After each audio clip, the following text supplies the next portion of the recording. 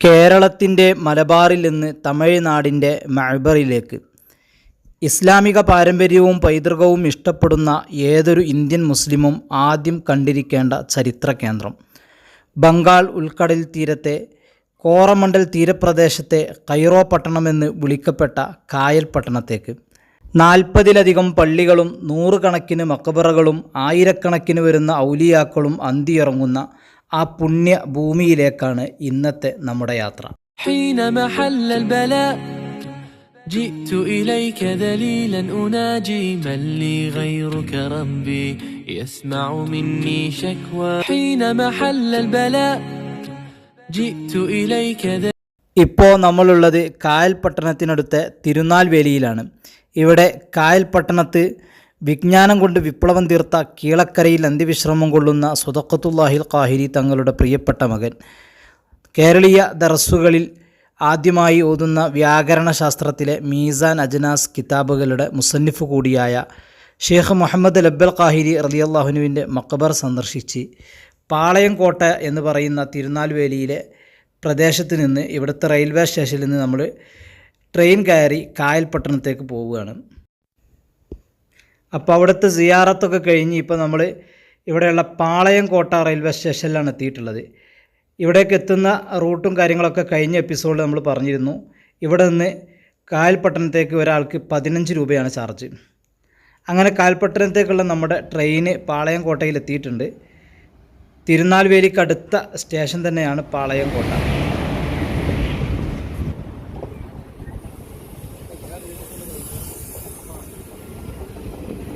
അങ്ങനെ നമ്മൾ ഇവിടുന്ന് ട്രെയിൻ കയറി കായൽ പട്ടണം എന്ന ചരിത്ര നഗരത്തിലേക്കുള്ള യാത്രയിലാണ്. കുറ്റകൃത്യങ്ങളോ മദ്യശാലകളോ അഴുക്കുചാലുകളോ ഒന്നും തന്നെയില്ലാത്ത ഒരു വിസ്മയ പട്ടണമാണ് കായൽ പട്ടണം. പഴയ തുറമുഖ നഗരമായിരുന്ന ഇവിടെ ഹിജറ 9-ാം നൂറ്റാണ്ടിൽ നബി സല്ലല്ലാഹു അലൈഹി വസല്ലം തങ്ങളുടെ കാലത്ത് തന്നെ സ്വഹാബത്തിലൂടെ ഇസ്ലാം എത്തി. പിന്നീട് ഈജിപ്തിലെ കൈറോയിൽ നിന്നും ബഗ്ദാദിൽ നിന്നും ഹളർമൗത്തിൽ നിന്നുമെല്ലാം ഇസ്ലാം എത്തി. അന്ന് പകർന്നു നൽകിയ സുന്ദരമായ സംസ്കാരം ഇന്നും കാത്തു സൂക്ഷിക്കുന്ന മരക്കാരുമാരും ലബ്ബമാരും നെയ്നാറുമാരും മഖ്ദൂമുമാരും അടങ്ങുന്ന ജനങ്ങൾ ഉൾക്കൊള്ളുന്ന ഒരു സുന്ദര ദേശമാണ് കായൽപട്ടണം. ആഡംബരങ്ങളും ദുർവ്യയങ്ങളുമില്ലാത്ത നിഷ്കളങ്കമായ മനസ്സിനുടമകൾ. എല്ലാവരിലും ആ സ്വഭാവ ശുദ്ധി ദൃശ്യമാണ്. അവിടേക്ക് കടന്നു വരുന്ന ഏതൊരു യാത്രികനും എല്ലാവിധ ആതിഥ്യമര്യാദയും നൽകി സ്വീകരിക്കുന്ന ഒരു അപൂർവ കാഴ്ച കായൽ പട്ടണത്തിൻ്റെ പ്രത്യേകതയാണ്. അറേബ്യൻ രാജ്യങ്ങളിൽ നിന്ന് വന്ന സൂഫിയാക്കളുടെ പിൻതലമുറക്കാരായതുകൊണ്ട് തന്നെ തമിഴ്നാട്ടിലെ മറ്റു ജനങ്ങളിൽ നിന്ന് വ്യത്യസ്തമായി നിറത്തിലും ശാരീരിക പ്രകൃതിയിലും ഇവരെ വ്യത്യസ്തമായിട്ട് ഈ പ്രദേശത്തുകാരെ നമുക്ക് കാണാൻ സാധിക്കും. അങ്ങനെ നമ്മൾ കായൽ പട്ടണത്ത് ട്രെയിൻ ഇറങ്ങിയപ്പോൾ നമ്മുടെ 2 സുഹൃത്തുക്കളായ സദ്ദാം, സിദ്ദീഖ് എന്നീ 2 സുഹൃത്തുക്കൾ നമ്മളെ സ്വീകരിക്കാൻ വേണ്ടി അവർ ഓട്ടോറിക്ഷയുമായിട്ട് ഇവിടെ വന്നിട്ടുണ്ടായിരുന്നു. നേരത്തെ ഇവരുമായിട്ട് യാതൊരു പരിചയമൊന്നുമില്ല. വരുന്ന സമയത്ത് ജസ്റ്റ് ഒന്ന് വിളിച്ചിട്ടുള്ളൂ. നമ്മൾ അവരിവിടെ കൂട്ടാൻ വരുന്ന ഒരിക്കലും പ്രതീക്ഷിച്ചിട്ടുണ്ടായിരുന്നില്ല. അങ്ങനെ നമ്മുടെ സദ്ദാമിൻ്റെ ഓട്ടോറിക്ഷയിലാണ് ഇപ്പോൾ നമ്മൾ കായൽപട്ടണത്തിൻ്റെ പ്രധാന ഭാഗത്തേക്ക് പോയിക്കൊണ്ടിരിക്കുന്നത്. ഈ ഭാഗങ്ങളിലെല്ലാം പൂർണ്ണമായിട്ട് മുസ്ലിങ്ങളുള്ള ഏരിയയാണ്.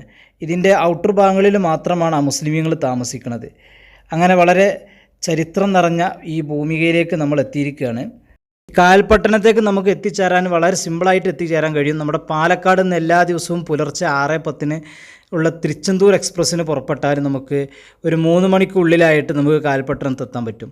നമ്മൾ വന്നത് തിരൂരിൽ നിന്ന് പുറപ്പെട്ട് ഒറ്റപ്പാലത്തേക്ക് കോയമ്പത്തൂർ ഇൻ്റർസിറ്റി കയറി ഒറ്റപ്പാലത്ത് നിന്ന് പാലക്കാട് നിന്ന് പുറപ്പെടുന്ന പാലരുവി എക്സ്പ്രസ്സിൽ ഒറ്റപ്പാലത്ത് നിന്ന് കയറി തിരുനാൽവേലി ഇറങ്ങിയതാണ്.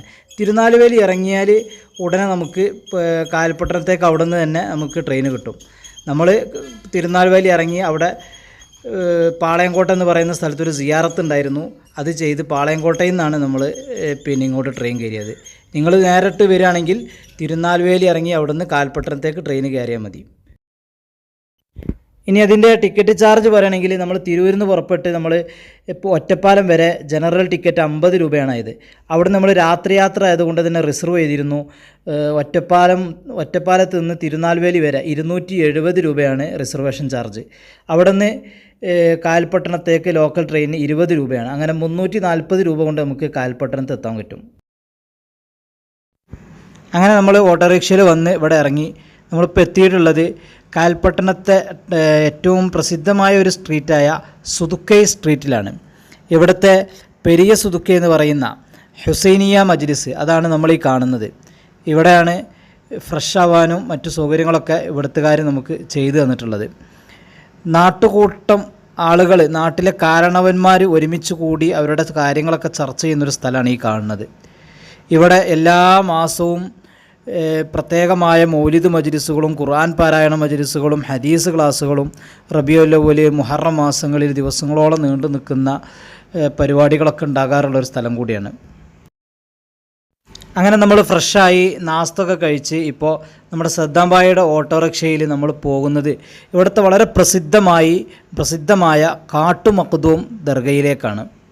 ഹിജറ 539 കാലയളവിൽ കായൽപട്ടണത്തെത്തിയ മഹാനായ ഏർവാടി ഇബ്രാഹിം ബാദുഷാ തങ്ങളുടെ പിതൃവ്യൻ മഹാനായ മുത്തു മഖ്ദൂം ഷഹീദ് അൽ മദനി റളിയല്ലാഹു അൻഹുവും അവിടുത്തെ കൂടെ ഉണ്ടായിരുന്ന 6 പേരും അടങ്ങുന്ന ശുഹദാക്കളാണ് ഈ കാട്ടു മഖ്ദൂം പള്ളിയിൽ അന്ത്യവിശ്രമം കൊള്ളുന്നത്.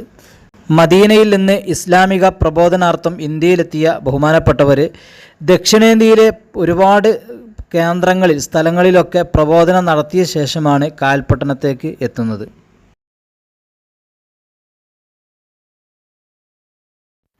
അങ്ങനെ നമ്മൾ കാട്ടു മഖ്ദൂം പള്ളി ദർഗയിലേക്ക് എത്തിയിരിക്കുകയാണ്.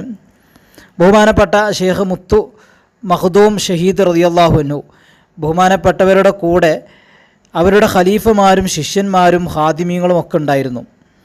ഭീമാ പള്ളിയിലെ ഭീമാ ബീവി ഉമ്മയും ആറ്റാങ്കരയിലെ ഷെയ്ഖ് മുഹമ്മദ് അലി ഫാത്തിമ റളിയല്ലാഹു അൻഹുയുമൊക്കെ ഈ സംഘത്തിലുണ്ടായവരാണെന്ന് ചരിത്രങ്ങളിൽ പറയപ്പെടുന്നുണ്ട്. ബഹുമാനപ്പെട്ടവർ ഈ പ്രദേശത്തെത്തുകയും പ്രബോധനം നടത്തുകയും ചെയ്തു.